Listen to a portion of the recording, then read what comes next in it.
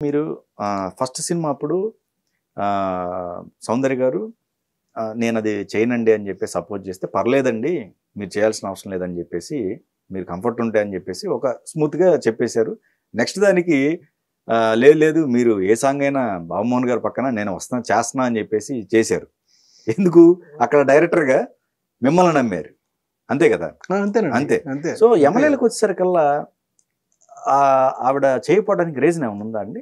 ఎందుకంటే మళ్ళీ సేమ్ అంటే రీజన్ అంటే వేరే ఉంటదండి. పెద్ద హీరోల దగ్గర చేస్తుంది అమ్మాయి అప్పుడు. ఓకే. పెద్ద హీరోల పక్కనైతే బాగుంటది కదా అన్నటువంటి ఫీలింగ్ ఎవరికి ఉండదండి. నేచురల్ కదా. ఓకే. ఓకే. ఇప్పుడు డైరెక్టర్‌గా మేమే పెద్ద హీరోలు ఎవరన్నా దొరికితే మేము చేసేద్దామని అనుకుంటాము. ఓకే. అలాగే అనుకున్నది ఆ అమ్మాయి కూడా. తప్పేం లేదండి. అసలు 1% కూడా తప్పు నాకైతే ఏమీ కనిపించలేదు. ఆ రోజు కనపడలేదు, ఈ రోజు కనపడలేదు. ఓకే. ఓకే. అంచేత ఆ రోజు కూడా అప్పుడు ఆవిడ నేను చేయనండి మీరేం అనుకోవద్దు అని చెప్తే, నువ్వు చేసినా చేయకపోయినప్పటికి కూడా అంటే తాను చెప్పింది వేరండి. తానేం చెప్పారు అంటే, మీరు హీరోగా చేస్తే చెప్పండి నేను చేసేస్తాను. మీకు ఎలాగ చేసే ఇంట్రెస్ట్ ఉంది కదా అలాగని. లేదు లేదు నేను ఇప్పుడు చేయను. ఈ సినిమాకి ఆలీ ఒక్కడే కరెక్ట్ అని చెప్పా. ఆలీ అయితే నేను చేయనండి అని చెప్పింది ఆవిడ. ఎందుకంటే పెద్ద హీరోల పక్కన తను చేస్తున్నప్పుడు ఆలీ పక్కన చేస్తే బాగుండదు అలాగని చెప్పేసి. ఓకే. సరే ఓకే. అప్పుడు కాకపోతే వేరే వాళ్ళని పెట్టుకుంటాను అని చెప్పేసి పెట్టుకోవడం జరిగింది.